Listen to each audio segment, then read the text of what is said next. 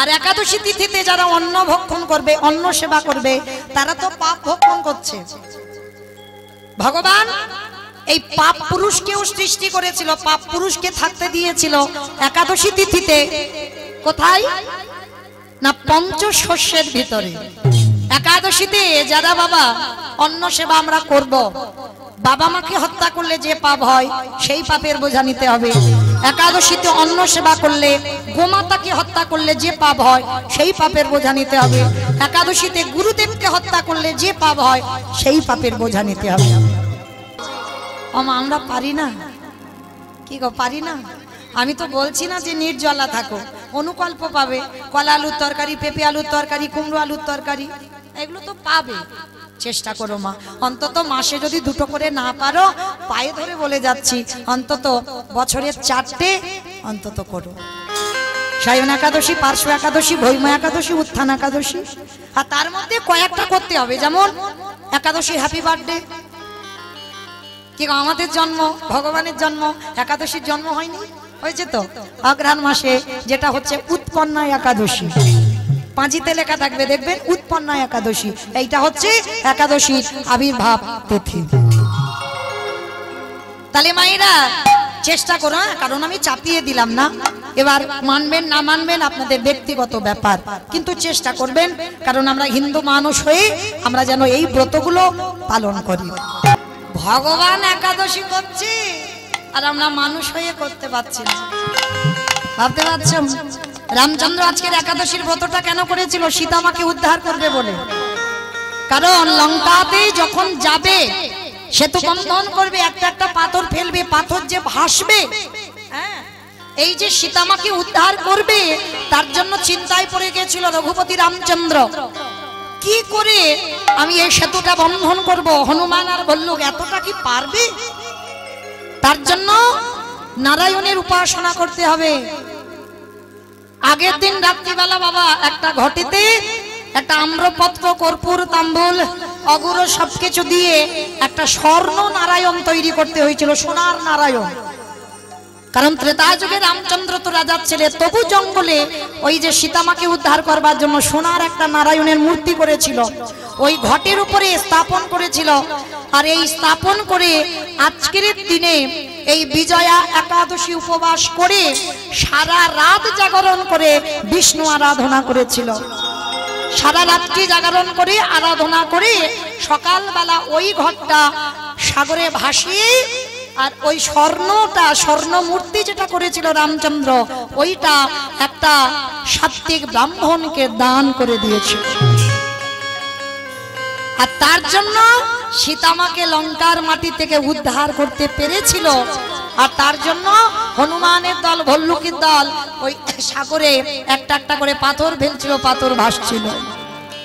তাহলে একাদশীর উপবাস করে তবে কিন্তু রামচন্দ্র জয় লাভ করেছিল। তাহলে রামচন্দ্র করছে, আর আমরা যারা উপবাস করেছি তাদের চরণে দণ্ডবাদ প্রণাম। আবার জানেন তো আমার ভগবান কৃষ্ণও করেছিল। কত বলবো, বলতে বলতে ফুরাবে না বাবা। এই যে আমরা মানুষ না, আমরা করতে চাইছি না এই ব্রতগুলো, কিন্তু ভগবান তারা করেছিল। ভগবান কৃষ্ণ একেবারে ছোটবেলায় একাদশীর উপবাস করেছিল।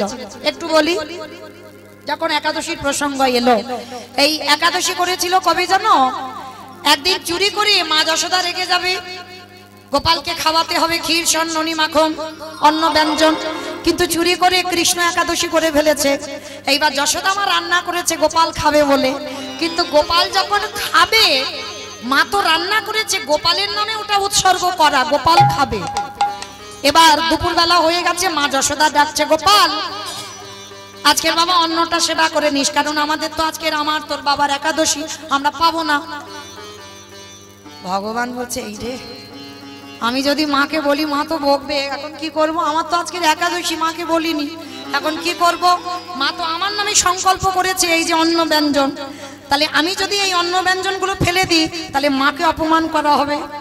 ভালো করে বোঝেন বাবা, ভগবান তো কত চৈতন্য, কত চেতনা, তাহলে মায়ের দেওয়া জিনিস ফেলাও যাবে না।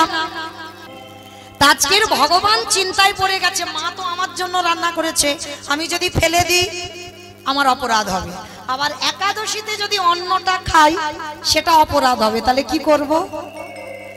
অন্ন ব্যঞ্জনটা নিয়ে প্রথমে আমার কৃষ্ণ গোমাতার কাছে গেছে, মানে গাভীর কাছে গিয়ে বলছে, গোমাতা কৃপা করে আমার মা আমার নামে সংকল্প করেছে এই অন্ন ব্যঞ্জনটা পাবো বলে।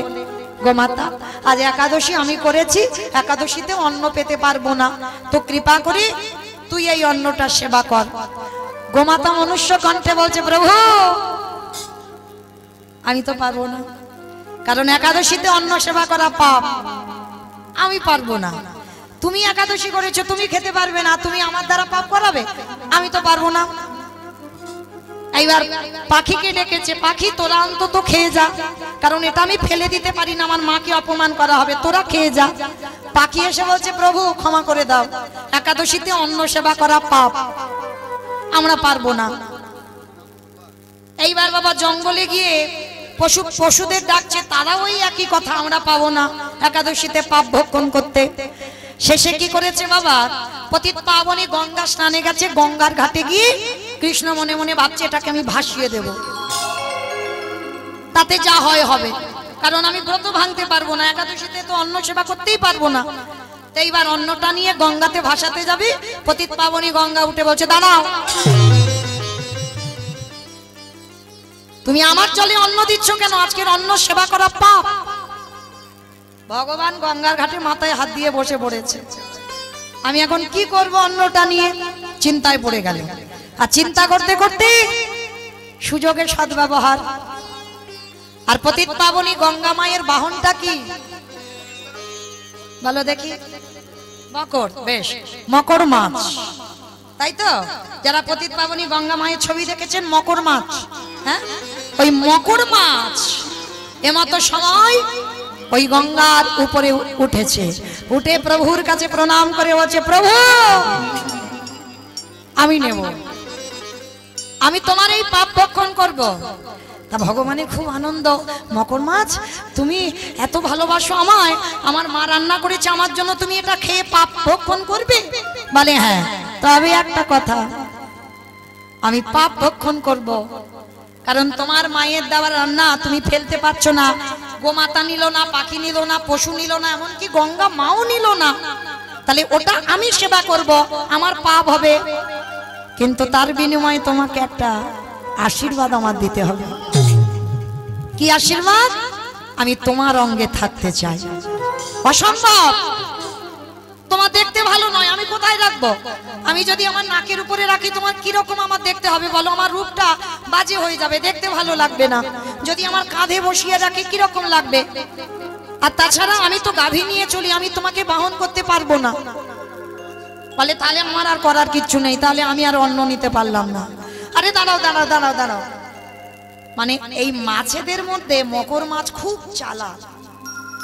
মানে চালাক কিরকম দেখো, পাপ ভক্ষণ করবে কিন্তু পাপ ছুঁতে পারবে না যদি ভগবানের শরীরে থেকে যায়। তাহলে চালাক নয় বাবা? যদি ভগবানের শরীরে থাকে তাহলে কি আর পাপ লাগতে পারবে? পারবে না তো। তাহলে আমি একাদশীতে অন্ন পাবো, কিন্তু কথা দাও তোমার শরীরে আমি থাকবো। ভগবান বলছে দেখো তোমার অত বড় দেহ নিয়ে আমি কোথায় রাখবো? ঠিক আছে আমার দেহ রাখতে হবে না, আমার মাথাটা তুমি শুধু নাও। বলে না, মাথাটা রাখবো কোথায়? আমার মাথার উপর রাখবো? ভগবান বলছে নাকি আমার কোমরে রাখবো না, কাঁধে রাখবো না, হাতে রাখবো না, কোথায় রাখবো? তা মকর মাছ বলছে প্রভু আমি জানি কোথায় থাকবো। বলে কোথায় থাকবে তুমি বলে দাও। বলে কেন, তোমার হাতে ওই যে মুরলি দেখবেন বাবা, ভগবানের হাতে যে মুরলিটা আছে, মুরলির মাথাতে দেখবেন একটা মকর মাছের মাথা নেই, আছে কি না? বলছে ঠাকুর দেখবে আমি এমন জায়গা থাকবো তোমার দেহে আরো সৌরভ, আরো সৌন্দর্য বেড়ে যাবে। বলে কোথায় থাকবে? বলে কেন, তোমার বাঁশির অগ্রভাগে। ভগবান হেসে উঠেছে, তুমি তো খুব চালাক মাছ, হ্যাঁ? পাপ ভক্ষণ করবে আবার তোমার শরীরে পাপও লাগবে না, কারণ তুমি যদি আমার শরীরে থেকে যাও আর কি তোমার পাপ ছুঁতে পারবে? পারবে না। বলে প্রভু আমার অনেক দিনের ইচ্ছা, আমি তোমার অঙ্গে সৌন্দর্য হয়ে যাব। আর তুমি যখন মুরলী ধ্বনি করবে সবার প্রথমে ওই আওয়াজ ত্রিভুবন শুনবার আগে, সবার আগে যেন আমার কর্ণ মূলে যায়। নিতাই গৌর প্রেমানন্দে। ওই জন্য দেখবেন বাঁশির মাথায় একটা ওই যে হাঙর মাছের মাথা লাগানো আছে। কেমন? তাহলে জানা গেল রামচন্দ্র আজকের একাদশী করেছে, কৃষ্ণ একাদশী করেছে। আপনারা প্রশ্ন করতে পারেন, মৌমিতা যে বউ যে স্ত্রী সেই সহধর্মিনী, কিন্তু আমি বলবো না মা, গ্রন্থ এটা বলছে না। এই জগতে সহধর্মিনী তাদের বলে যারা এই জগতে সংসারে স্বামী অসৎ পথে চলে যায়, নেশাগ্রস্ত, জুয়া খেলে, মাতাল, একাদশী করে না, ভগবানের চরণে যায় না, কীর্তন আসরে বসেও না। যদি তুমি সেই ঘরের ঘরণী হও, যদি তুমি তোমার স্বামীর চরণ ধরে যদি কৃষ্ণ ভজনে নিয়ে যেতে পারো, তাহলে তুমি জানবে হয়েছ সহধর্মী।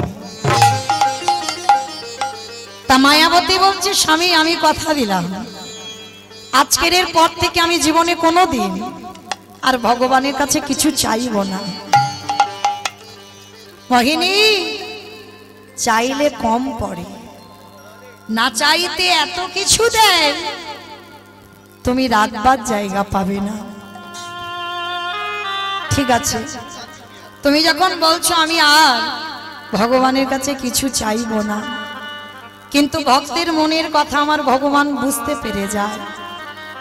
একদিন হঠাৎ ভগবান দৈববাণী করল, মোহিনী গর্ভবতী, মা বাবা বুঝতে পেরেছে, অনুভব করেছে, আর পা মাটিতে পড়ছে না, পা মাটিতে পড়ছে না। যারা যারা ঘৃণা করতো, যারা যারা কটু কথা বলতো, তাদের কাছে মোহিনী গিয়ে বলছে, কি গো তোমরা তো খুব বলতে আমার মুখ দেখা মহাপাপ, আমার মুখ দেখলে যাত্রা শুভ হয়ে যায়, আর দেখলে তো আমি কেমন অসাধ্যকে সাধন করেছি। ভগবান আমার ডাকে সন্তান গর্ভে দিতে বাধ্য হয়েছে। এত বড় অহংকারী কথা যখন সন্তান জন্ম না দিয়ে বলছে, ভগবানের অভিমান হলো, মোহিনী সন্তান গর্ভে ধারণ করেছো, এটুকু সময়ে তোমার এত অহংকার, আর আমি সবকিছু সহ্য করি, কিন্তু ভক্তের অহংকারটা নয়। দৈববাণী করে বলল, মোহিনী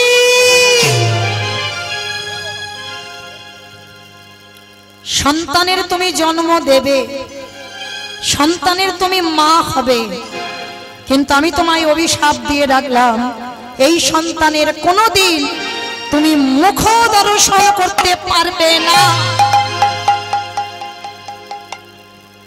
দৈববাণীটা যে কে করলো বাবা অনুভব করতে পারলো না।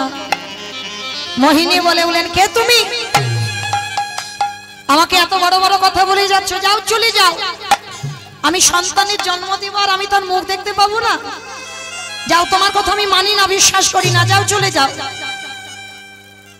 বুঝতে পারলো না মা, ভগবান দৈববাণী করে চলে গেল। দেখতে দেখতে দিন গেল, মাস গেল, 10 মাস 10 দিন গর্ভবতী মা মোহিনী। এত অভাব, এত কষ্টের সংসার, এত অভাবের সংসার। 3 দিন হয়ে গেল মোহিনী কিছু খেতে পায়নি। তা 3 দিন যখন খেতে পাচ্ছে না, হীরা চন্ডালকে বলছে, স্বামী একবার কৃপা করে তুমি আমার একটু সেবার ব্যবস্থা করো।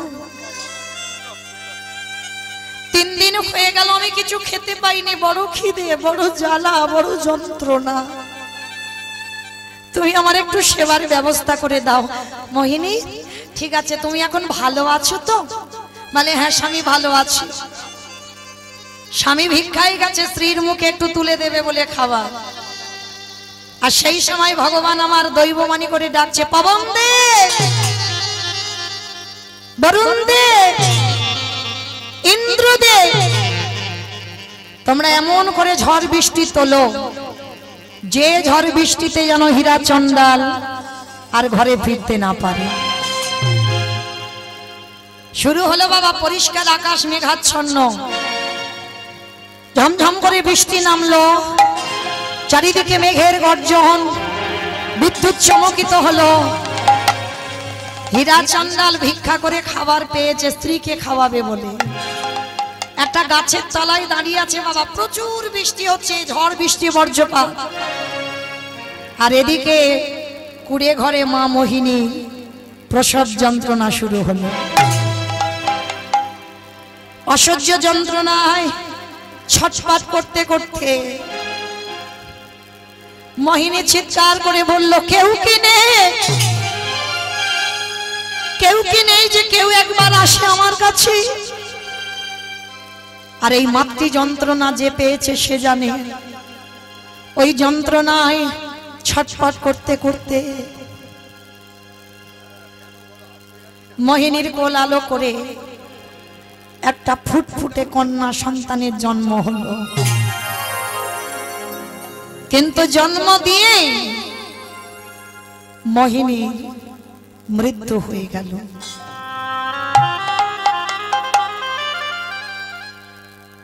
এ জগতে আছে দেখবেন বাবা, বহু বহু মা সন্তান জন্ম দিয়ে প্রাণ হারায়। ওই জন্য আমরা বলি না, ওই সময় মায়েদের মৃত্যুর সঙ্গে লড়াই হয়। কত মা সন্তানকে জন্ম দিতে গিয়ে চলে যায়। মোহিনীরও একই দশা হলো, কিন্তু মোহিনীর দশাটা কোনো কর্মফল নয়, ওর অহংকারের জন্য হলো। আর দেখবেন মা সন্তান জন্ম দিয়ে যদি বাবা চলে যায়, মা কিন্তু মানুষ করতে পারে। এটা আমি মা বলে বলছি না, পারে, মা পারে, মার তেমন ক্ষমতা থাকে। কিন্তু একটা সন্তান জন্ম দিয়ে যদি তার মা চলে যায়,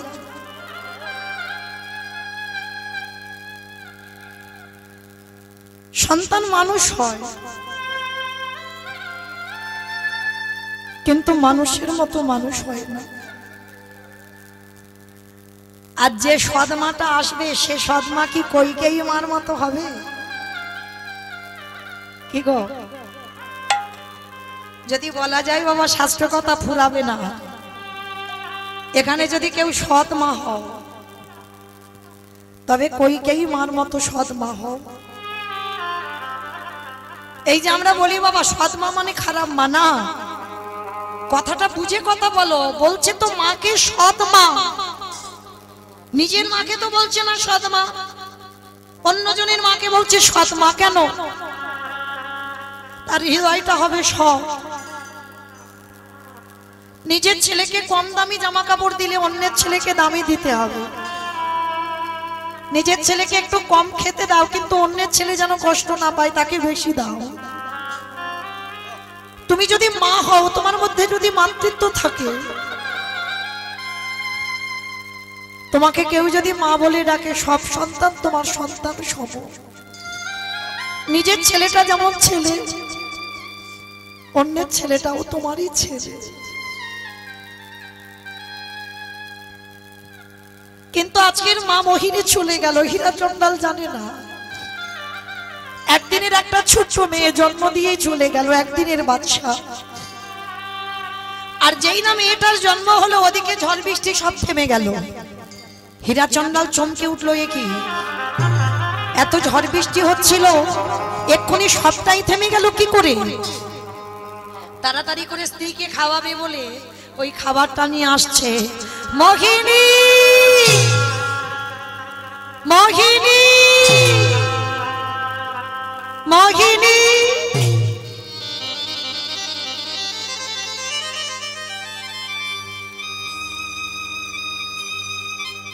বারবার যখন মোহিনী মোহিনী বলে ডাকছে, কে সাড়া দেবে মা? যে সাড়া দেবে সে তো পৃথিবীতে নেই, অনেকক্ষণ আগে চলে গেছে। তালপাতার কুড়ে ঘর, দরজা ধাক্কা দিয়েছে, দরজা খুলে গেল। হীরা চন্ডাল ছুটে গিয়ে ঘরের মধ্যে দেখছে মোহিনী অচৈতন্য, আর পাশে একটা ছোট্ট ফুটফুটে মেয়ে। কোনদিন তো বাবা বলা ধন দেখেনি। যেই না মেয়েটাকে দেখেছে, মেয়েটাকে কোলে করে তুলে নিয়েছে। ও মোহিনী, মোহিনী, তুমি বলেছিলে না তোমার মতো একটা সন্তান হোক,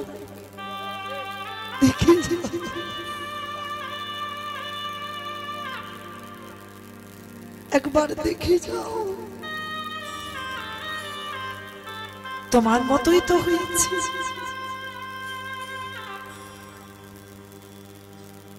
বারবার মোহিনী মোহিনী বলে ডাকছি, কিন্তু কে সাড়া দেবে গো? দেহটা স্পর্শ করে দেখছে বাবা অনেকক্ষণ আগে চলে গেছে। নাসিকায় হাত দিয়ে দেখছে নিঃশ্বাস পড়ছে না। যখনই নিঃশ্বাস পড়ছে না, মেয়েটাকে কোলে করে নিয়ে চিৎকার করে ডাক দিল, দয়ামা দয়ামা।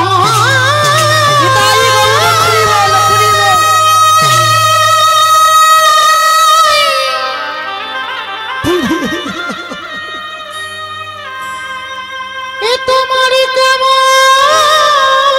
দিলা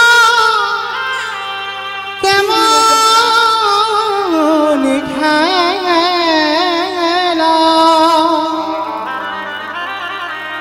ওগো দয়ামা, আমি তো তোমার কাছে বলিনি ওগো কৃপা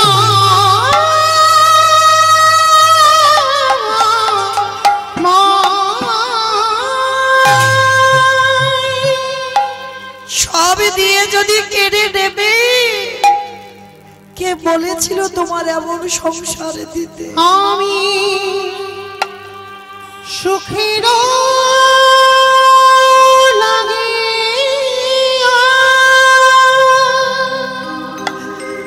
তুমি বলে দাও এই মেয়েটাকে কি করে বাঁচাবো?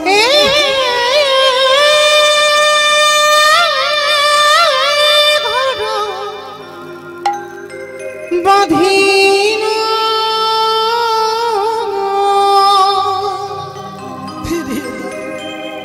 সবই অনালে, আমি চাইনি তোমার কাছে কোনোদিন কিছু। তাহলে বিলে যদি কেড়ে নিলে গেল রে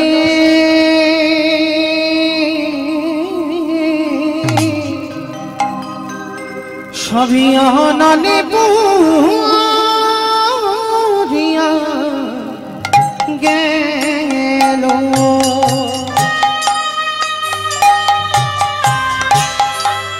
এই মেয়েটাকে কি খাওয়াবো?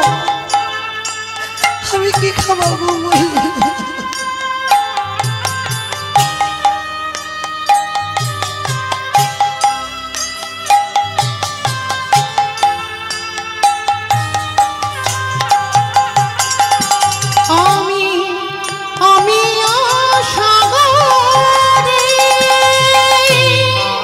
ফিরিয়ে দাও আমার পরিবারকে, ফিরিয়ে দাও।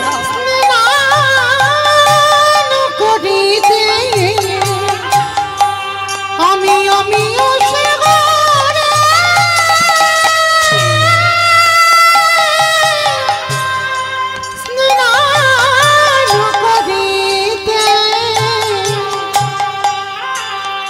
অভাগীর করম দোষরে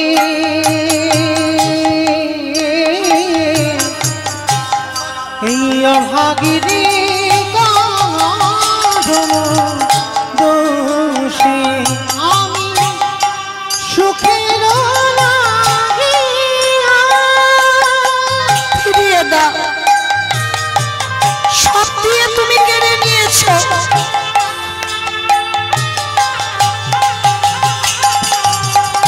আমি সাগর সেচিনু মানিকলু কানু, সাগর সেচিনু মানিকলু কানু, এই অভাগীর পারম দোষে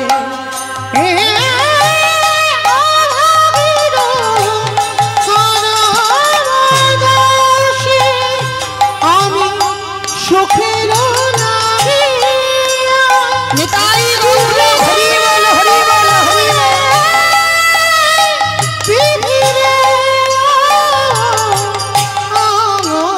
বিধিরে ও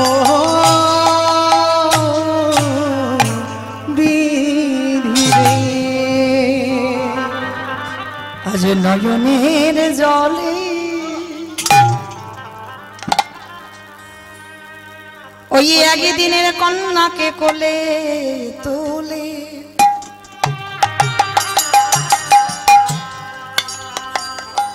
স্ত্রীর দেহ কাজ সম্পূর্ণ করে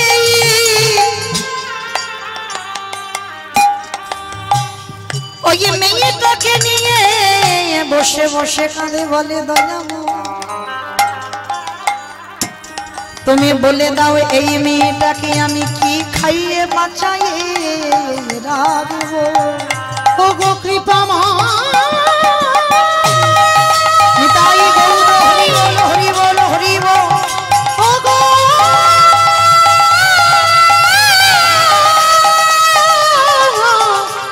দয়া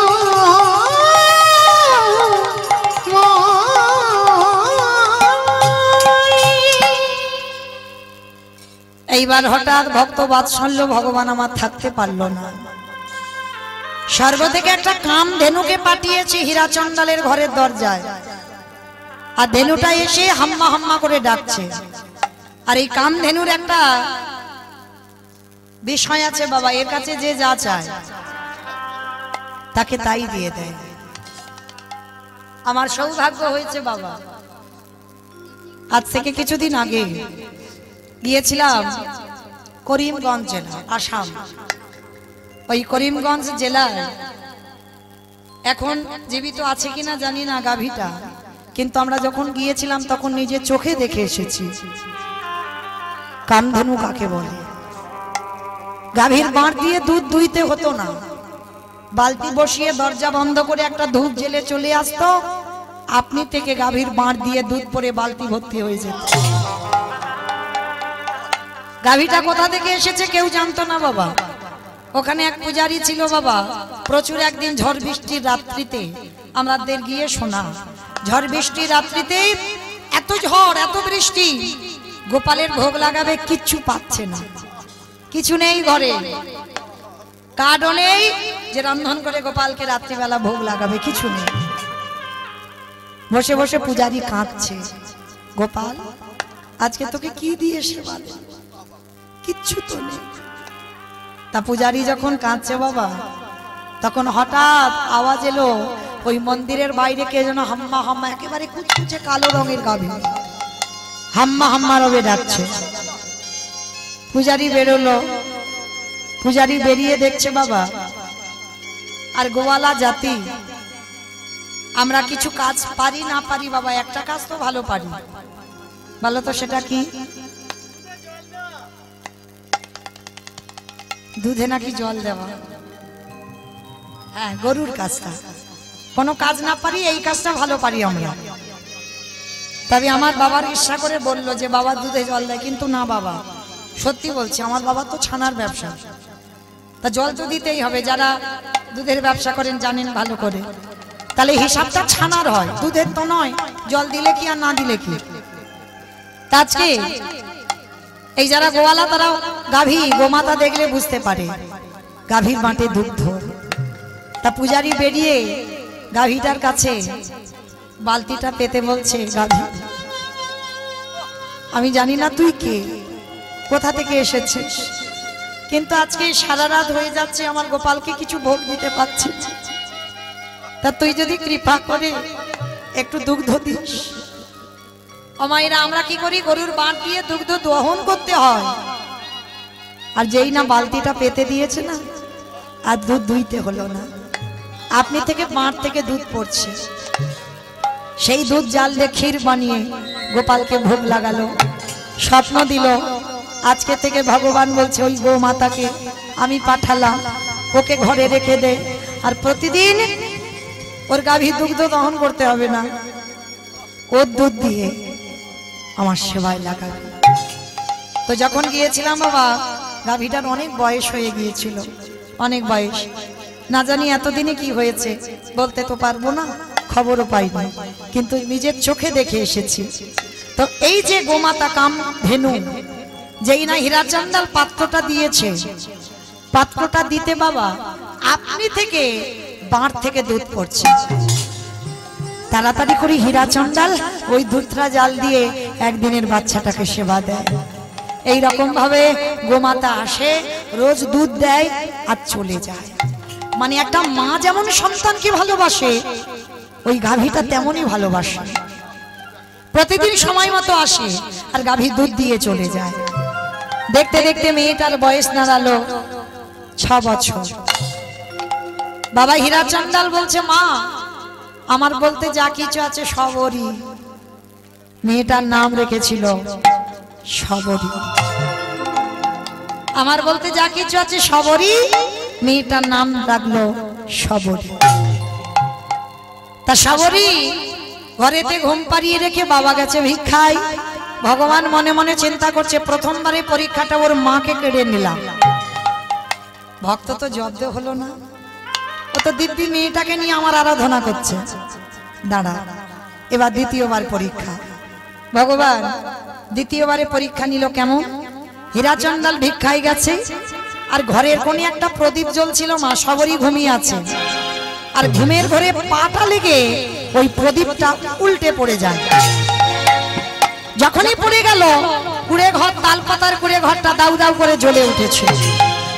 সবরী ঘুমিয়ে আছে, সে কিন্তু জানে না স্বর্গ থেকে কামধেনু দেখতে পাচ্ছে কি সবরী ঘুমিয়ে আছে আর এত আগুন, তার মানে ও তো একটু পরে পুড়ে ছাই হয়ে যাবে। স্বর্গ থেকে ওই কামধেনু ছুটে এসে ওই গাভীর বড় বড় শিং দিয়ে সবরীকে জাগিয়ে দিল। সবরীকে জাগিয়ে যেই না দিল, সবরী চিৎকার করছে, আগুন আগুন আগুন আগুন আগুন আগুন করছে। আর ওই গাভীটা সবরীকে ওই আগুন থেকে টেনে ঠেলে বের করে দিল। গাভীটার উদরের নিচে সবরীকে আঁকলে রেখে দিয়েছে। ঘরটা চোখের সামনে পুড়ে ছাই হয়ে গেল। এরাই হলো ভগবানের ভক্ত। ভগবানের ভক্ত বাবা কোনোদিন অট্টালিকা তৈরি করবে না। কৃষ্ণ ভক্ত যদি হয়েছ না, যে করে আমার আশ তারে করি সর্বনাশ। সর্বনাশ নয়, সর্বনাশ। আত্মীয় পরিজন, বন্ধু বান্ধব, বিষয় বৈভব সব কেড়ে নেবে, এইটাকে বলছে সব নাশ। আর তারপরেও যদি তুমি তার চরণ না ছাড়ো, তারপরে ভগবান বলছে আমি হয়ে যাই সেই দাসের অনুদাস। আর দেখবেন মা, একটা কথাই, একটা জিনিসে ভয় পাবে না। যার সংসারে বেশি দুঃখ, বেশি কষ্ট, বেশি জ্বালা, বেশি যন্ত্রণা, মনে রেখো কৃষ্ণ আছে বলে তোমার কাছে তোমার জীবনে কষ্ট। আর যখন তুমি আরামে থাকবে, সুখে থাকবে, তোমার কাছে কৃষ্ণ থাকবে। যার জন্য ভগবানের কাছে যদি কোনোদিন কিছু চাইতে হয়, ধন সম্পত্তি, টাকা পয়সা কিছু চেয়েও না, মা একটা জিনিস চাইবে, কৃষ্ণ আমি যেন সারা জীবন কৃষ্ণ বলে কাঁদতে পারি। আমার সব কেড়ে নিস, কিন্তু আমার চোখের জলটা কোনোদিন কেড়ে নিবি না। আর জগতের যত দুঃখ তুই আমায় দিবি, কারণ আমি তো জানি দুঃখ থাকলে তুই আমার কাছে থাকবি, আর সুখ হলে তুই আমার কাছ থেকে চলে যাবি। চাই না যে সুখে তোকে হারাতে হয়, আমি কখনো সেই সুখ চাই না। তো আজকের বাবা হীরা চন্ডাল জানে না ঘর পুড়ে গেল, স্ত্রী চলে গেল, তাহলে কত বড় পরীক্ষা নিচ্ছে দেখো ভগবান।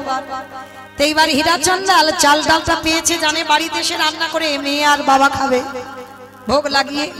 তো হীরা চন্ডাল মাথায় চাল ডালের পুটলিটা তুলে নিয়েছে আর নিজের মনের আনন্দে বলছে, ওগো ভগবান তুমি এখনো কেন গো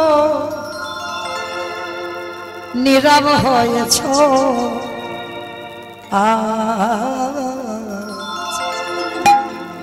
তোমার সৃষ্টি, তোমার বিধান মানে না কে গো? ওগো তোমার সৃষ্টি, তোমার বিধান মানে না কি ভয়া? ওগো ভগবান তুমি এখন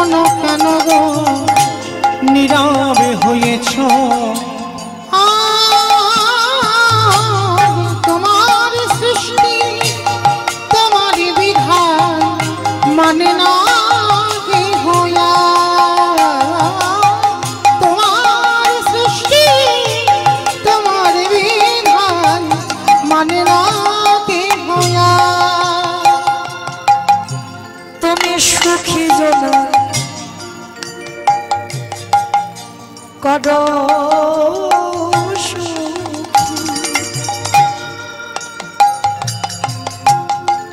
এই দুঃখী জোনা দয়ালে তোমার সৃষ্টি তোমারই বিধান মানে না কি হয় দয়ালে তোমার সৃষ্টি তোমারই বিধান মানে না কি হয় আস্তে হীরা চন্দন যেই না দরজায় এসেছে বাবা এসে দেখে না ঘর পুড়ে তখন ছাই হয়ে গেছে হীরা চন্দন চিৎকার করে বলে উঠল সাবরী ও প্রথমে তুমি আমার স্ত্রীকে কেড়ে নিয়েছো তারপরে তুমি আমার ঘর কেড়ে নিয়েছো তারপরে তুমি আমার সবরীকেও কেড়ে নিলে বেশ এবার আমার পালা তো আমাকে তোমার নিতে হবে না আমি আসছি তোমার কাছে সবে হীরা চন্দাল ওই সরুজুত জলে সবে ঝাঁপ দিতে যাবে এমন সময় দেখে না বট বৃক্ষে তলে সাবরী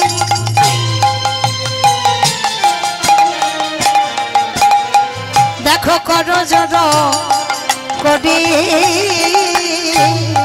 বট বৃক্ষের তলে সাবরী আরো জড় করি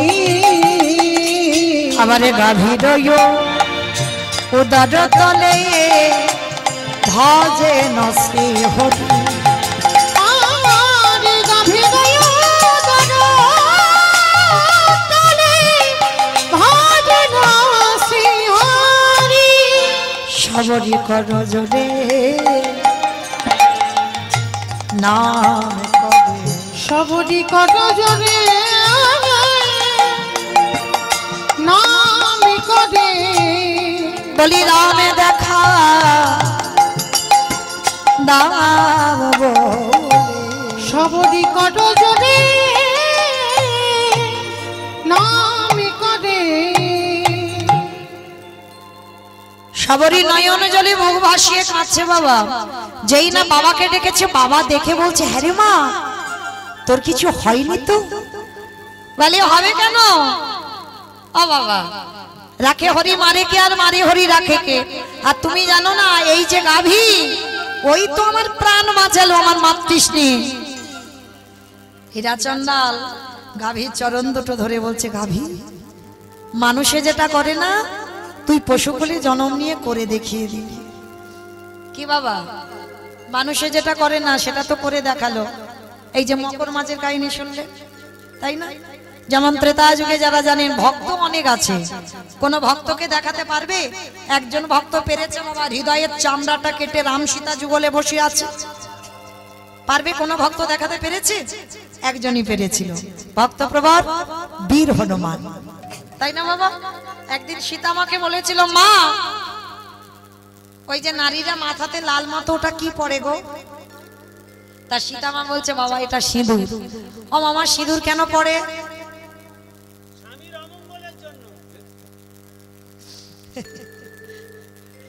আমার মন্দ বলেনি তবে তোমাদের এই বর্ধমানে নয় আমার কলকাতার এলাকায় যাবে সিঁদুর টিঁদুরের আর বালাই নাই সে একটা লিকুইড পাওয়া যায় বাবা একটুখানি ঠেকিয়ে দেবে মাথায় কোন রকমে বাবা ঢাকা দিয়ে দেবে বুঝতে পারবে না তার বিয়ে হয়েছে কি হয় আমার বলছি বলে যেন অপরাধ নিও না আমার কথা নয় কেমন কারণ আমার এলাকার দিকে যাবে বাবা বুঝতে পারবে পিছন থেকে কে নারী আর কে পুরুষ বোঝা বড় ভাব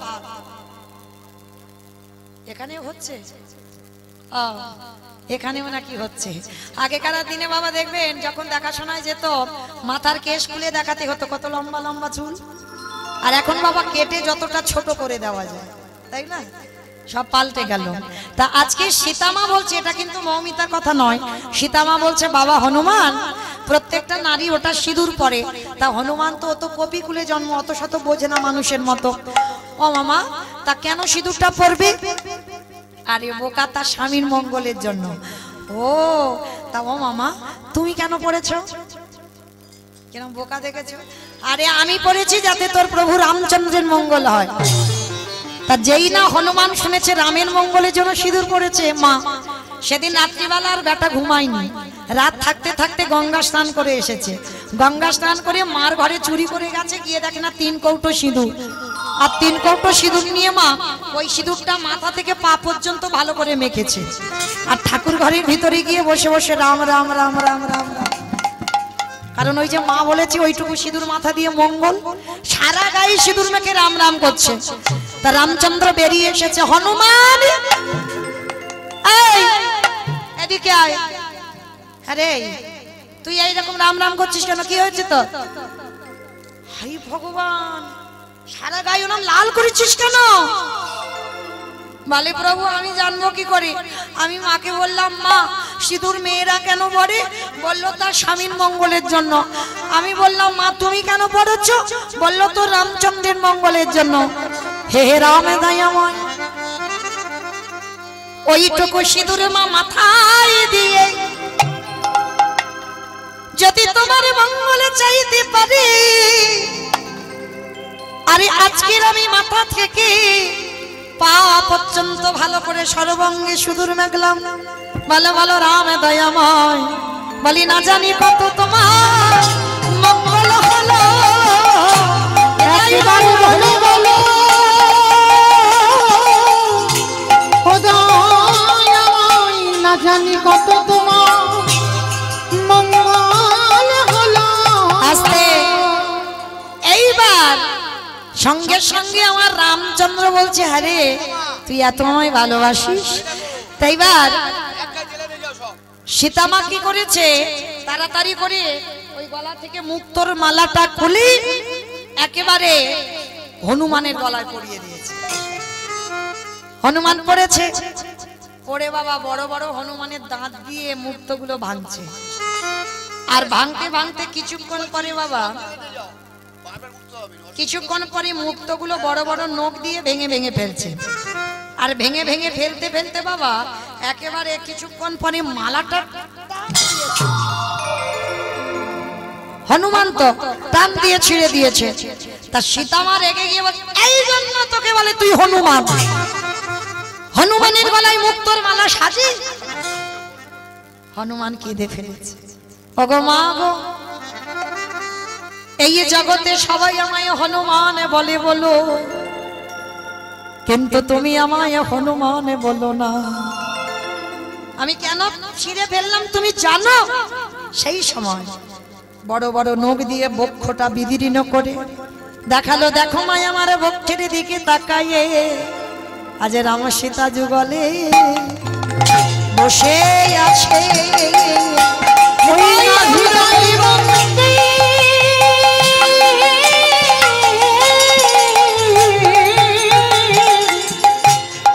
আছে হৃদয় মন্দির আহলো করে রাম সীতা যুগলে বসে আছে। আস্তে এই যে রাম সীতা যুগলে বসে আছে, তখন আমার জানকী মা কেঁদে বলেছিল হনুমান আমার ভুল হয়েছে বাবা, তুই কপিকুলে জন্ম হতে পারে কিন্তু তুই মানুষের থেকে অনেক উপরে। তাহলে কোন কোন ক্ষেত্রে বাবা দেখবেন পশু পাখিরা মানুষের থেকে অনেক উপরে কাজ করে। আজকের হীরা চন্ডাল লীলাতেও গাভীকে বলছে গাভী তুই যদি না থাকতিস আমার সবরই বাঁচত না। এইবার মেয়েকে নিয়ে আবার বাবা নতুন ঘর বাঁধলো, আর নতুন ঘর বেঁধে সবরীকে শেখালো মা শোন যা কিছু খাবি আমার রামকে দিয়ে খাবি, কেমন যা কিছু খাবি। ঠিক আছে বাবা, আর একটা কথা সবরী, কারোর কাছ থেকে অযাচিত ভাবে কিছু নিবি না, যদি বা নিস বিনিময়ে বাবা কিছু দিতে হবে। এটা সবার শিক্ষা থাকা দরকার, শুধু হাত পেতে নিলে হবে না মা, বিনিময়ে তোমাকে কিছু দিতে হবে। কারণ নিতে নিতে তোমার চাওয়াটা বাবা ওদিকে ঘরা পূর্ণ হয়ে যাবে, তোমাকেও তো কিছু খণ্ডন করতে হবে, তোমাকেও তো দিতে হবে। তুমি যেমন নিচ্ছ তোমাকে তেমন দিতে হবে। তো এইবার লক্ষ্য করে দেখেন বাবা, বাবা ছেলে দুজন, বাবা মেয়ে দুজনের সংসার। প্রথমে স্ত্রীকে কেড়ে নিল, দ্বিতীয়বারে ঘর পুড়িয়ে দিল, এবার 3 নম্বরের পরীক্ষা। মানে কিরকম ঘষে মেজে নিচ্ছে দেখো ভক্তকে, মানে পোড় খেয়ে যাচ্ছে ভক্ত।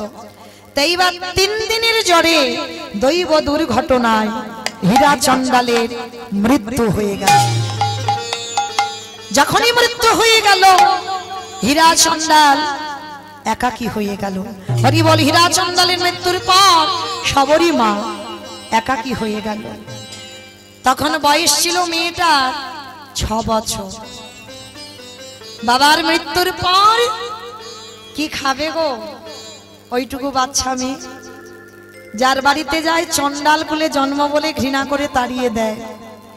আর কি খেয়ে সবরই বেঁচে থাকে জানো? পঞ্চবটির বনে একাধারে মতঙ্গ সাধুদের আশ্রম। এই সাধুরা প্রসাদ পায় আর এঠো পাতাগুলো নর্দমায় ফেলে দেয়। যখন পাতাগুলো ফেলে দেয় সবাই তো আর প্রসাদ সব খেতে পারে না, কিছু কিছু থাকে। ওই যেগুলো এঁঠোগুলো থাকে কুকুর বিড়াল খায়। সবরই চুরি করে তাদের পাতাগুলো যখন ফেলার সময় হয় সবরই চুরি করে কুকুর বিড়ালের সঙ্গে ওই উচ্ছিষ্টগুলো সেবা করে। ভক্তকে কত পরীক্ষা দিতে হয় দেখে। তো প্রতিনিয়ত ওই সাধুদের প্রসাদ পায়। তো একদিন সবরই চৈতন্য হলো এটা তো পাপ। কারণ আমার বাবা তো আমাকে শিখিয়ে গেছে, মা কারোর কাছ থেকে কিছু নিলে তুই কিন্তু বিনিময়ে কিছু দিবি মা। কিন্তু আমি তো চন্ডাল কুলে জন্ম, আমি যদি কিছু করতে যাই ওদের আশ্রমে, আমি ছোট জাত বলে আমাকে ঘৃণা করবে সবাই। আমার নিজ কুলে জন্ম বলে আমাকে ঘৃণা করবে। তাহলে কি করব? তাহলে একটা কাজ করি, ওই সাধুরা যখন ঘুমিয়ে পড়বে আমি জঙ্গল থেকে কিছু কাঠ নিয়ে ওই সাধুদের রান্নাঘরে দিয়ে দেব। আর যখনই সাধুদের রান্নাঘরে দেব সাধুরা আমার গোড়ানা জ্বালানি কাঠে তারা রান্না করে প্রসাদ পাবে। আর এতেই চুরি করে সাধু সেবা পেয়ে যাবে। 6 বছরের মেয়ের কত চৈতন্য দেখেন। তা সাধুরা তো রাত্রিবেলা ঘুমায় আর সবরই দিনের বেলা ঘুমিয়ে থাকে, বাড়িতে থাকে। আর রাত্রি হলে সন্ধ্যা হবে সবরই জঙ্গলে যায়, শুকনো শুকনো কাঠ কুড়ায়, কাঠের বোঝাটা বেঁধে চুরি করে যাতে কেউ জানতে না পারে। ওই রাত্রিবেলা একেবারে বলে রে,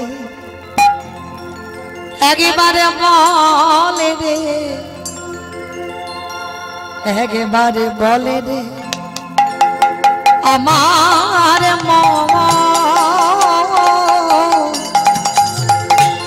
কতদিনে পাবি রে তুই সাধুর শ্রীচরণ। উলুধ্বনি মাইরা বলি রে, একেবারে বলি রে, বলি রে আমার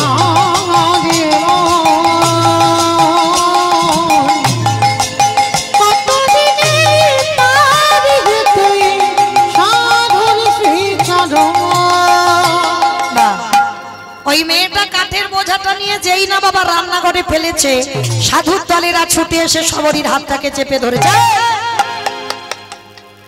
কে তুই? থাকিস কোথায়? বাড়ি কোথায়? বাবা মাকে? নাম কি তো? সবাই মিলে একেবারে জোরে ধরে ফেলেছে মেয়েটাকে। প্রাণ ভয়ে বলল আমার নাম সবরী। সবরী? ও তো সেই মা জন্ম দিতে গিয়ে মরে গেল, তুই হীরা চন্ডালের মেয়ে না?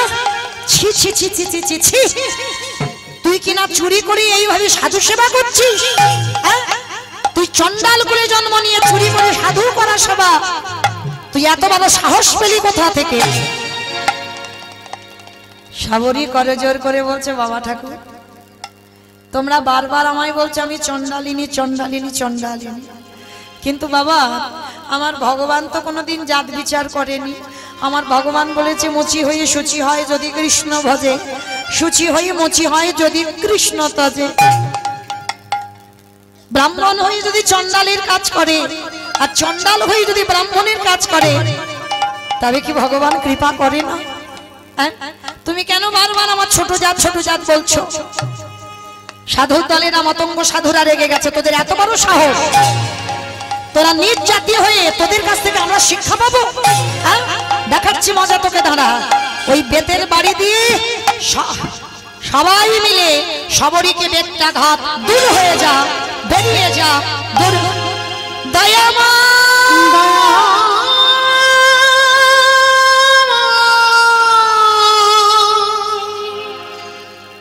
এত মারা মেরেছে, ছেলে মেয়েটার অঙ্গ দিয়ে রক্ত ঝরে ঝরে পড়ছে।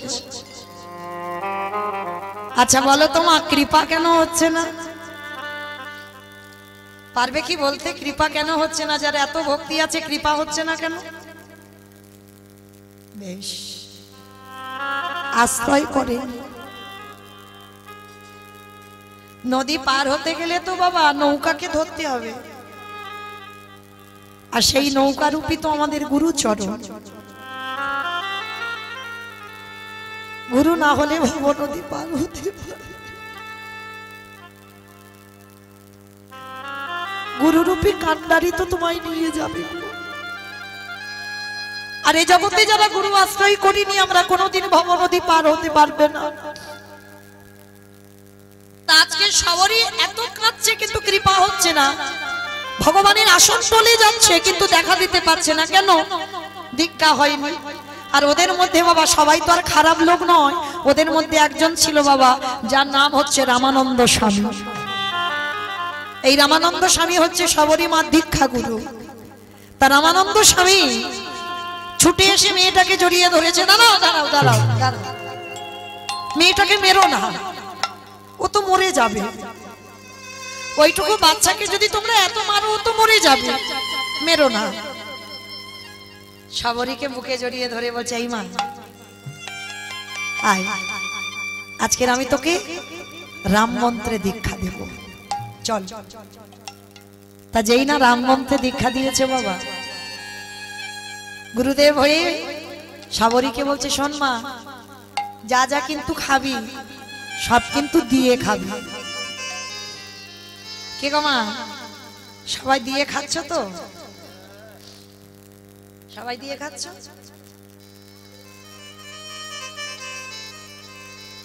যে ডালা সাজিয়ে দিতে হবে না, সবাই তো আর আমরা পাচ্ছি না বাবা ভগবানের প্রসাদ ভোজি হতে।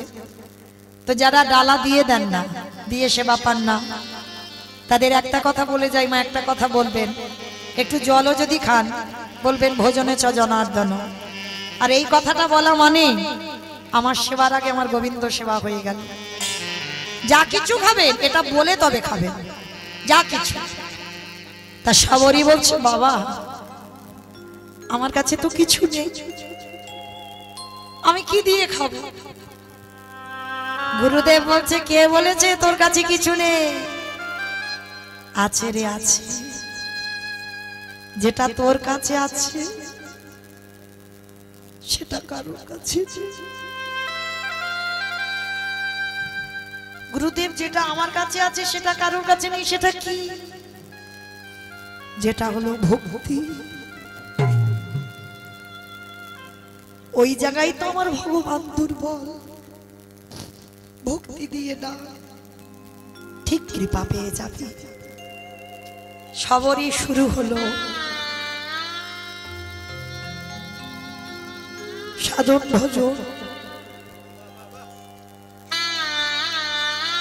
আগে যে ভজন আর দীক্ষার পরের ভজন অনেক তফাৎ।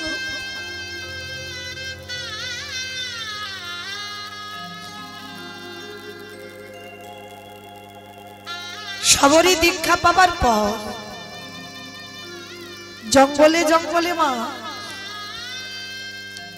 আহার করে কি? ফল, ফল আহার করে। গাছে থেকে ফল পাড়ে, যেটা টক যেটা তিতো সেটা নিজে খায়, আর যেটা খেয়ে দেখে নাই মিষ্টি সুস্বাদু খুব স্বাদ, সেটা খেয়ে অর্ধেকটা রেখে দেয় প্রভু রামকে খাওয়াবে। ভালোবাসা দেখেছ? আমরা তো বলি বাবা ভগবানকে বাসি কাপড়ে খেতে দিলে খায় না, ভগবানকে খেয়ে নাকি খেতে দিলে খায় না। সত্যি কি তাই? আমাদের তো বজর নেই গো, আমরা তো ভালোবাসতে পারিনি। খাবে কি করে ভগবান? হাজার ভক্ত ডালা সাজিয়ে দিচ্ছ, ভগবান খাচ্ছে না, কারণ আমরা দিতে শিখিনি। সবারই একটা করে ফল খেয়ে রেখে দেয়, যেটা মিষ্টি ফল। কবে বলতে কবে রাম আসে, আর এই ফলটা দিতে হবে। অমাইরা খাওয়া ফল থাকে, পচে যায়, পোকা লেগে যায়, নষ্ট হয়ে যায়। আবার দেখবে বাবা কোনো কোনো ফল শুকিয়ে যায়। যেগুলো শুকিয়ে যায় সেগুলো রামের জন্য গুছিয়ে রেখে দেয়, কবে আমার রাম আসবে আর আমার এই ফলগুলো তাকে খেতে। কিন্তু এইটা কারণ নয়, সবরই খেয়ে খেয়ে দেখছে কেন সব গাছের ফল। সারাদিন সকাল থেকে বিকাল পর্যন্ত শুধু গাছের ফল পেড়ে খায়, প্রত্যেকটা গাছের ফল পেড়ে পেড়ে খায় কেন? ছোটবেলায় হীরাচন্দাল বাবার কাছ থেকে গল্প শুনেছিল, রামের সব থেকে বড় শত্রুকে কে মা? রাবণ। শুনে রেখেছে তো সবরই, সেইটা বিশ্বাস করে আছে যে আমার রামচন্দ্রের সব থেকে বড় শত্রু রাবণ। আর সেটাই ভয় লেগে গেছে মেয়েটা, যদি কোনো ফলের গাছের মধ্যে বিষ দিয়ে দেয়, আর যদি রাম বনে বাসে এসে খিদের জ্বালায় যদি গাছ থেকে ফল পেড়ে খায়, যদি আমার রামের কিছু হয়ে যায়, মরণ যদি হয়, আগে আমার হোক, আমার ভগবান রাম যেন ভালো।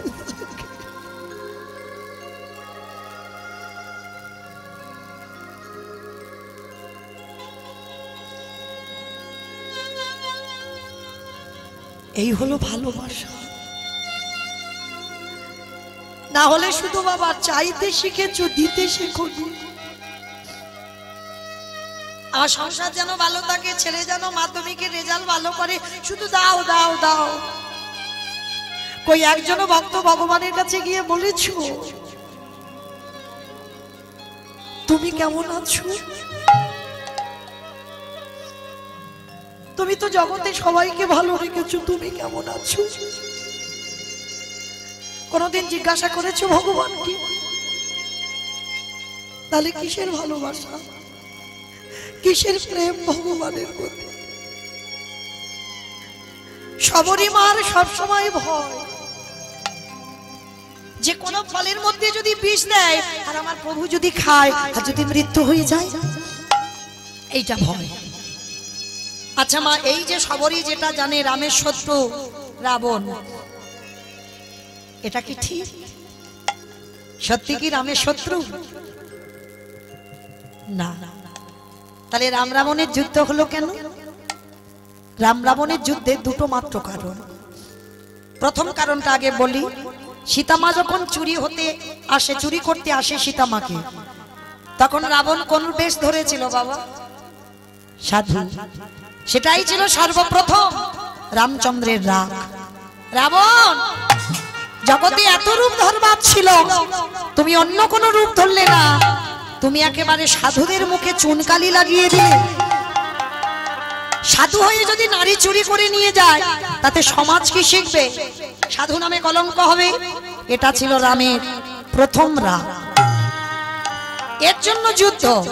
আর একটা কারণে যুদ্ধ হয়েছিল কেন? আচ্ছা মা, যারা রামায়ণ জ্ঞানী বা রামায়ণ দেখেন বা পড়েছেন বা শুনেছেন, এই যে বনবাসে থাকাকালীন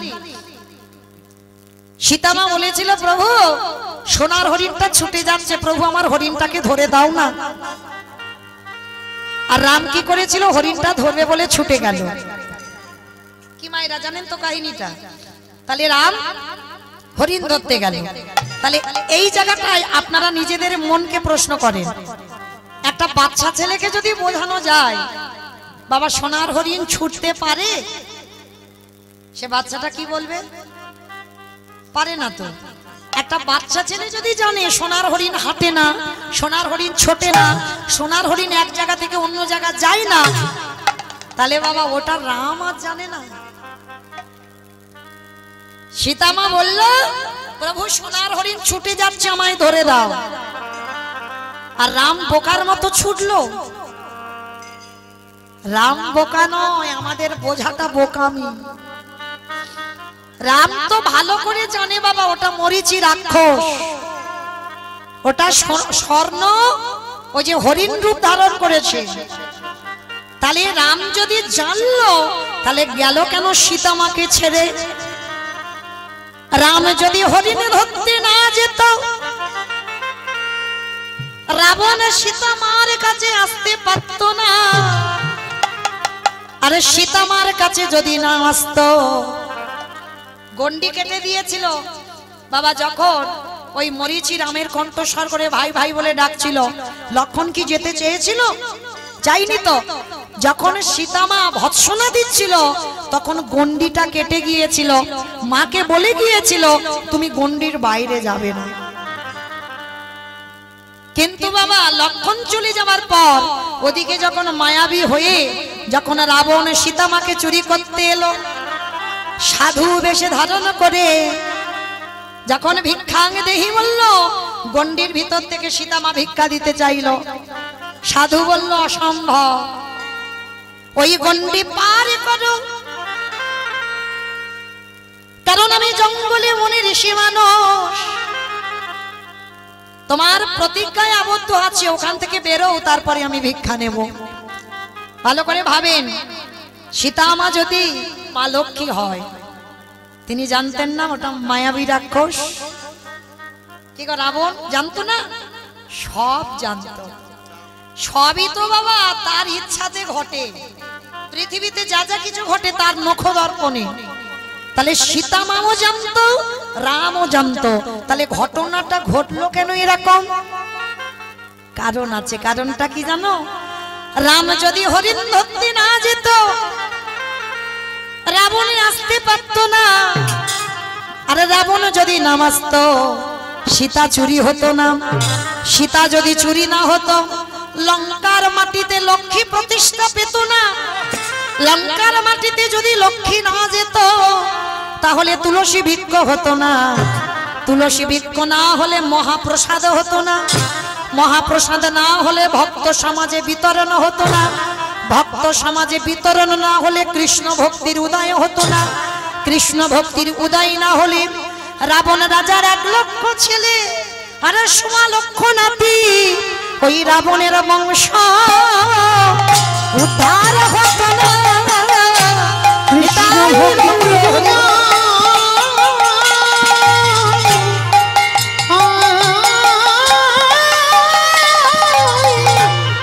কৃষ্ণ ভক্তির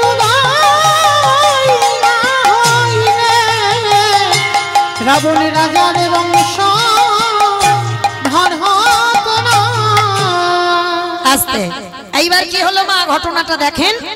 এইবার সেই রাবণ রাজা, তাহলে পরিষ্কার বোঝা গেল কিসের জন্য রাম রাবণের যুদ্ধ? এই দুটো কারণের জন্য যুদ্ধ। তাহলে এই যে সবরী মা জেনে গেল যে আজকে রামচন্দ্র যদি আসে ফলের মধ্যে বিষ মাখিয়ে রাখবে, তাই সবরী মা আজকের এই ভজন করতে করতে বার্ধক্য দশা, দন্ত পড়ে গেল, চামড়া আলগা হয়ে গেল, মাথার চুল পেকে সাদা, কোমর ভেঙে গেল, লাঠি ঠুকতে ঠুকতে আসে, বসে বসে ভজন করে। আর ওই কান্না একদিন চলে গেল আমার রামের চরণে। এতদিনের কান্না আজকে সার্থকতা হলো। কি গো, সেই জন্ম থেকেই তো মেয়েটা কাঁদছে। ভগবান জগৎকে শেখালো, কতটুকু তুমি চোখের জল দিয়েছো ভগবান পাবে, কতটুকু তুলসী গাছে জল দিয়েছো চোখে যে তুমি ভগবান পাবে। যে যত বেশি কাঁদতে পারবে কৃপা তত তাড়াতাড়ি হবে। সবরই দিন সময় হয়ে গেল বাবা, অনেক বয়স হয়ে গেছে। বসে বসে সারাদিন দেখা দে দেখা দে দেখা দে। আর কি রাম থাকতে পারে? রাম লক্ষণের হাতটা ধরে শবরীর দরজায় এসেছে। দরজায় এসে ডাকছে, শবরী শবরী, বাড়িতে আছিস মা?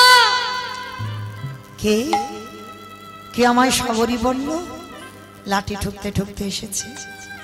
এসে দেখে না দুই অপূর্ব রূপের ছেলে। কে রে বাবা তোরা? সে কি আমায় ভুলে যাচ্ছ? আমি কে? আমার জন্য তো সেই ছোটবেলা থেকে কাঁদছো। মা শবরী? বাবা আমি ভালো করে বুঝতে পারছি না, বয়স হয়েছে তো। কে রে বাবা তুই? আমি তোমার রামচন্দ্র। চমকে উঠেছি, রাম রাম তুই এসেছিস?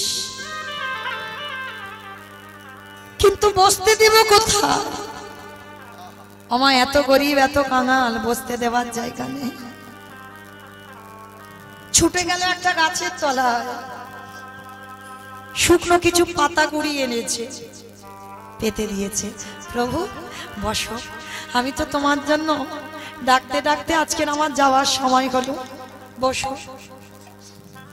ও মায়েরা, ভগবান যদি তোমাদের ঘরে আসে কি করবে? আসন দেবে বা সিংহাসন দেবে, চেয়ার দেবে, তারপরে কি করবে? পা ধোবার ব্যবস্থা করবে। শবরীর তা তো নেই গো। এত গরিব এত কাঙাল, ভগবানের পা ধোবার মতো কোনো পাত্র নেই। তবে কি ধোয়ানো যাবে না? যাবে। রামচন্দ্রের চরণ যুগলে বুকে ধরে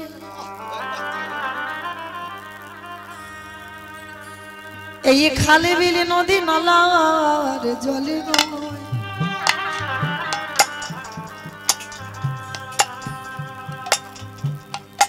শবরী মায়া মা,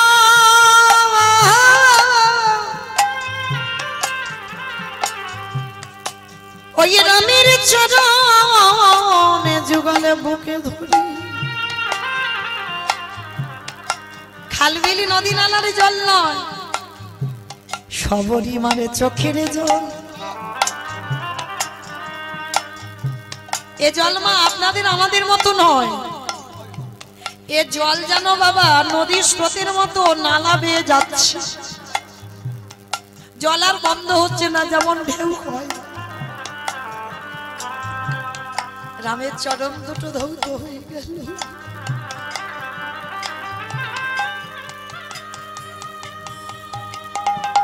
আঁচল দিয়ে মোছাবে, যদি ব্যথা লাগে পায়ে।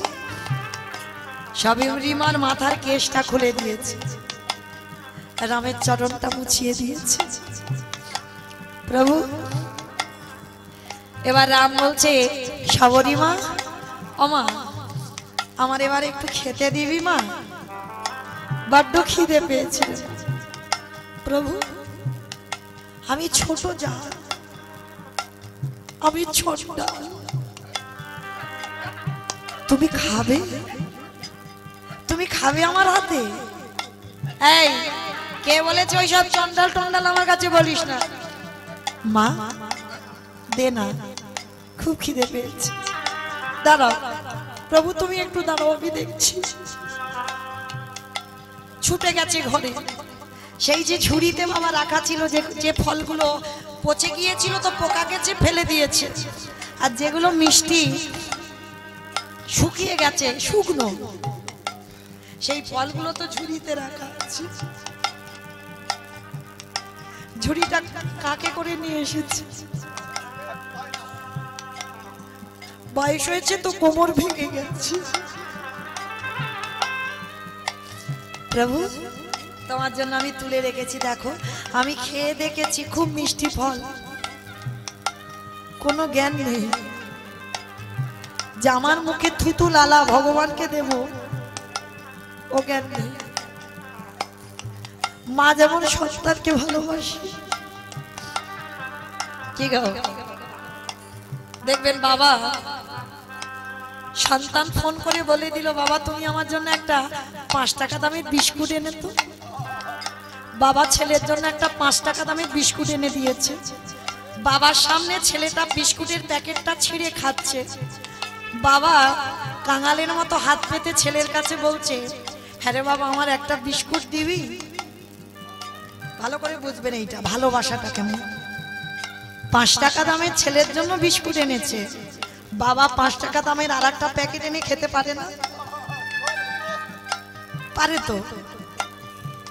ছেলে রেগে যায়, যেই বাবা চাই বিস্কুট দে, ছেলে রেগে গিয়ে ঠাকুমাকে বলে, ও ঠাকুমা দেখো না তোমার ছেলে আমার কাছে বিস্কুট খালি খালি চাইছে। বাবা তবু বলে, দে না বাবা। ছেলে তাড়াতাড়ি করে বিস্কুটগুলো সব গালের ভিতরে দিয়ে দেবে, বাবাকে যাতে দিতে না হয়। বাবা তবু বলবে, হ্যাঁ রে বাবা তো ওই গালে থেকে ওই যে থুতু লেগে আছে ওই বিস্কুট একটু দে না বাবা। কেন? এই যে সন্তানের প্রতি ভালোবাসা, বাবা সন্তানের যে প্রেম, বাবা কিনে খেতে পারে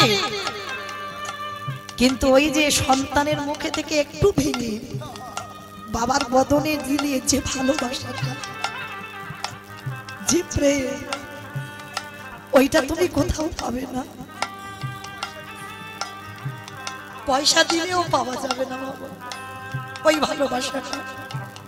তা সবারই মার থুতু লেগে আছে, ওই সব কিছু জ্ঞান নেই। তা ওই এটো ফলটা নিয়ে রামচন্দ্র তো অনেক লম্বা, মুখে হাত যাচ্ছে না। সাবরী কাঁদছে আর বলছে, প্রভু এমন সময় এলে আমার কোমর ভেঙে গেল, তোমার বদনে হাত আর উঠছে, সেই যদি এলে তো অসময়ে এলে কেন? রামচন্দ্র মনে মনে ভাবছে, সাবরী ভক্তের ডাক যতক্ষণ না সঠিক হয় আমি তো আসতে পারি না। ওরে সাবরী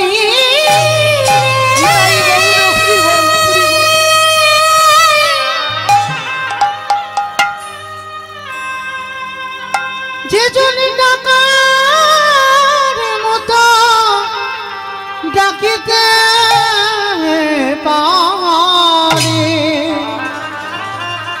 আমি ভগবান হয়ে তারি দরজা বাধা পড়ে আস্তে। এইবার সাবরী মা যেই না হাত উঠছে না, রাম নিচু হয়ে সবে মুখটা বাড়িয়েছে সাবরী খেতে দেবে। পাশে ছিল লক্ষ্মণ, হাতটাকে ধরে চেপে ধরে বলছে, চন্ডাল কুলি জন্ম, নিজ জাতি ছোট জাত, তোর মুখে থুতু লালা লেগে আছে, তুই আমার রামের বদনে দিচ্ছিস? তুই জানিস আমার দাদাকে সবাই রাজভোগ দেয়, ফল মিষ্টি দেয়, আর তুই তোর ওই মুখে থুতু লালা লেগে আছে ওই ফল দিচ্ছিস? আবার শুকনো হয়ে গেছে, ওই ফলটা কেড়ে নিয়ে সাবরী মার কাছ থেকে লক্ষ্মণ ফলটা দূর করে দিল। যেই না ফেলে দিল, সাবরী রেগে গেল, রেগে গিয়ে বলে উঠল, তোমার ভাই বলে আমি ওকে ছেড়ে দেব না, আমার প্রেম ভালোবাসা মাখানো ওই ফল তোমার মুখে দিতে দিল না, তোমার ভাই ফলটাকে ঘৃণা করলো, আমি অভিশাপ দিলাম, আমার ভজন যদি সঠিক হয় ওকে আমি অভিশাপ দিলাম, যেদিন তোমার ভাই মৃত্যুর সঙ্গে লড়াই করবে ওই ফলের রস না হলে তোমার ভাই প্রাণ ফিরে পাবে না, পাবে না, পাবে না। ফলটা লক্ষ্মণ যেখানে ফেললো, জায়গাটা ছিল গন্ধমাদন পর্বত, পড়ল ফলটা, তার থেকে জন্ম নিল বিশাল্য করলি পাতা। যেদিন রাম রাবণের যুদ্ধে ছোট ঠাকুর লক্ষ্মণ শক্তিশালী পড়ে গেল, বৈদ্য কবিরাজ ওঝা সবাই এলো, লক্ষ্মণের প্রাণ ফিরাতে পারছে না। তার মধ্যে সুসেন বৈদ্য বলেছিল, রাম ভাইকে যদি বাঁচাতে চাও চলে যাও গন্ধমাদনে, সেখানে গিয়ে বিশাল্য করলি পাতা নিয়ে এসো। ছুটে গেল, আর বিশাল্য করলি পাতা আনবে কে? হনুমান বলছে, প্রভু আমি যাব। ছুটে গেল, আর গিয়ে বাবা পাতা চিনতে পারছে না, বেটা হনুমান তো চিনতে পারছে না কোনটা বিশল্য করলি পাতা। কি গো, এখানে এতজন ভক্ত আছে বাবা, অনেক রকমের গাছ গাছরা দিলে চিনতে পারবে কোনটা বিশল্য করলি পাতা? এখন অর্ধেক ভক্ত জানে না বিশল্য করলি পাতাটা কেমন। হরি বল। তা হনুমান তো দূরের কথা, তা হনুমান চিনতে পারেনি বলি পর্বতটা সমেত চাগিয়ে তুলেছে। এত ক্ষমতা হনুমানের। ছোটবেলায় সূর্যকে লাড্ডু মনে করে খিদে পেয়েছে, গিলে খেয়ে ফেলেছে। হরি বল। পর্বতটা চাগিয়ে এনেছে, এনে যখন রামের কাছে রেখে, রাম তো অবাক, হ্যাঁ রে বাবা তুই কি করেছিস, এটা তুই কি করে করলি? তোকে পাতা আনতে বলেছি, পর্বত নয়। বলে ঠাকুর এমনি এমনি কি এনেছি, চিনতে পারিনি পাতা কোনটা, তুমি চিনে নাও। বলে ও, সুসেন বৈদ্য উঠলো পর্বতে, পাতাটা চিনে রসটা ভালো করে নিকড়ে লক্ষণের বদনে দিচ্ছে। লক্ষণ প্রাণ ফিরে পেয়েছে। ফিরে পেয়ে দাদাকে বলছে, ও দাদা তোমাকে একটা কথা জিজ্ঞাসা করব। কি কথা রে ভাই? আচ্ছা শুনেছি যা যা কিছু ঘটে তোমার চিত্রপটে, তোমার নখদর্পণে, তুমি যদি মনে করতে আমার প্রাণ বাঁচাতে পারতে না? পারতে তো, তাহলে কিসের দরকার ছিল বিশল্য করলি পাতা আনার? রাম মৃদু হেসে বললেন, ভাই রে আমি যদি বিশল্য করলি পাতাটা আনতে না দিতাম, এই জগতে আমি মিথ্যাবাদী হতাম। আমি জগৎকে শিখাইছি, বারে বারে বলেছি, আমা হতে নাম বড়, নাম হতে ভক্ত বড়, ভক্ত হতে ভক্তির পদ ধুলা আরো বড়। মনে পড়ে শবরী মায়ের সেই থুতু লালা লেগেছিল, আমার বদনে দিতে দিলি না। কিরে ভালো করে ভেবে দেয়, সেই থুতু লালা লেগে থাকা ফল, তার থেকে তো বিশল্য করলি পাতার জন্ম। তাহলে শবরীর থুতু তোর বদনে গেল। সমাজকে শিখিয়ে দিলাম ভক্ত বড়, আমি ভালো ভালোবাসি। আমি যে ভক্ত ছাড়া রহিতে নারী, আমি যে ভক্ত বড় বড় ভালোবাসি। আস্তে এইবার যেই না বাবা সেই মতঙ্গ সাধুরা তো শবরীকে ঘৃণা করত। শবরী মাকে বলল, মা চল তোকে আমি একটু সমাজে সবার কাছে সম্মানটা দিই। যেই না শবরীর হাত ধরে গেল, মতঙ্গ সাধুরা বলছে, এ কি ও ছোট জাত? বলে চুপ, ও ছোট জাত নয়, তোমরা উচ্চ বংশে জন্ম নিয়ে তোমরা ছোট জাত। কারণ ওই মেয়েটার জন্য তোমরা তো আমার দেখা পেলে। সবাই মিলে বুঝতে পারলো, মতঙ্গ সাধুরা শবরীর চরণে পড়ল। শবরীকে বলল, মা এ জন্মে আমার ভাই তোর ফল খেতে দিল না, তবে তোর হাতের ফল আমি খাবো। আগত দাপরেতে যেদিন তুই মথুরায় জন্ম নিবি, তোর নাম হবে মালিনী, আর আমি বৃন্দাবনের কৃষ্ণ। যেদিন তুই ফল বিক্রি করতে করতে আমার নন্দালয়ে আসবি, আমি তোর কাছ থেকে ফল কিনে খাবো, বিনিময়ে পয়সা দিতে পারবো না। দুমুঠো ধান দিয়েছিল, আর সেই দুমুঠো ধান ফলবালি ঘরে গিয়ে দেখলো সোনার ধানে পরিণত হলো। তাহলে ত্রেতা যুগে শবরীর ফল খাইনি, কিন্তু রামচন্দ্র খেয়েছিল। কবে? দাপরেতে কৃষ্ণ অবতারে। সীতারামে ভজলে মানবা। আমার রামচন্দ্রের লীলা যখন হলো, একটা রামচন্দ্রের ভজন হোক। সীতারামে ভজলে হে মনুমা, একবার সীতারামে ভজলে মনুমা, সীতারামে ভজলে মনুমা, একবার সীতারামে ভজলে মনুমা।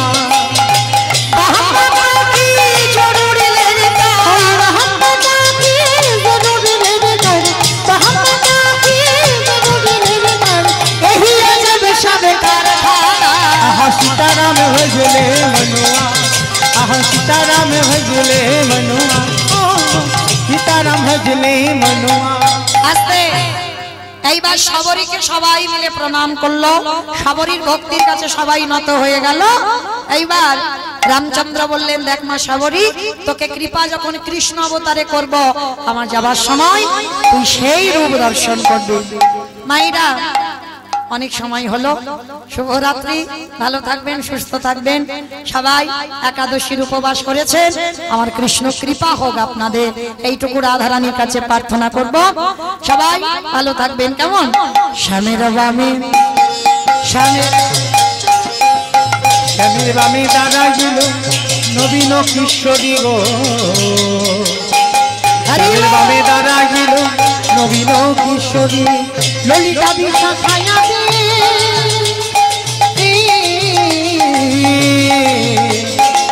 যত সহচরী গো, যত সহচরী। কই দেখি যাবার সময় সবাই হাত দুটো তোলো, সবাই।